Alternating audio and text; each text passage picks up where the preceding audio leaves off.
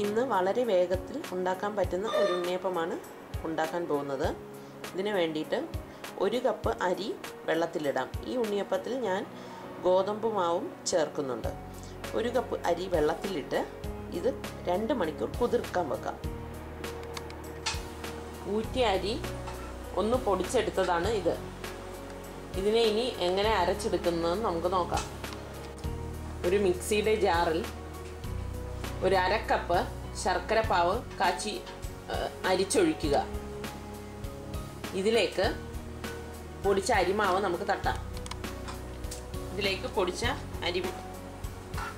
അരിമാവ് ചേർക്കാം.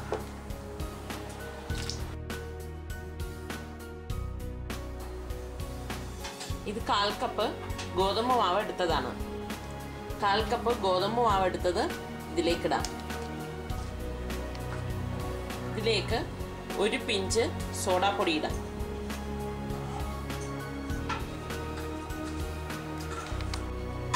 ഇതിലേക്ക് 3 പാളയംതോടൻ പഴം ഇടാം. 1 ടേബിൾ സ്പൂൺ നെയ്യിടാം. ഒരു 7 ഏലക്കായും 1/4 ടീസ്പൂൺ ജീരകപ്പൊടിയും ഇത്രയും ചേർത്തു. ഇനി ഇതിനെ നമുക്കൊന്ന് അരച്ചെടുക്കാം. ഇങ്ങനെ അരച്ച മാവ് ഒരു ബൗളിലേക്ക് മാറ്റാം. ഇതിന്റെ കൂട്ടിലേക്ക് നെയ്യിൽ വറുത്ത തേങ്ങ ചേർത്ത് കൊടുക്കാം.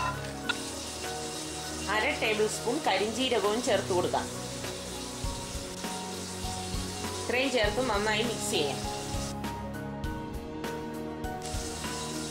ഈ മാവ് മൂടി ഒരു 1/2 മണിക്കൂർ വച്ച ശേഷം ഉണ്ണിയപ്പം ഉണ്ടാക്കാം.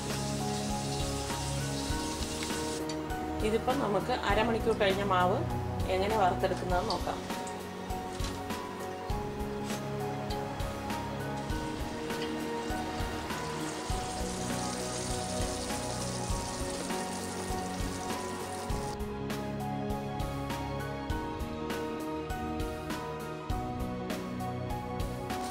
ഇങ്ങനെ മൂത്ത് വരുമ്പോൾ മറിച്ചിട്ട് കൊടുക്കാം.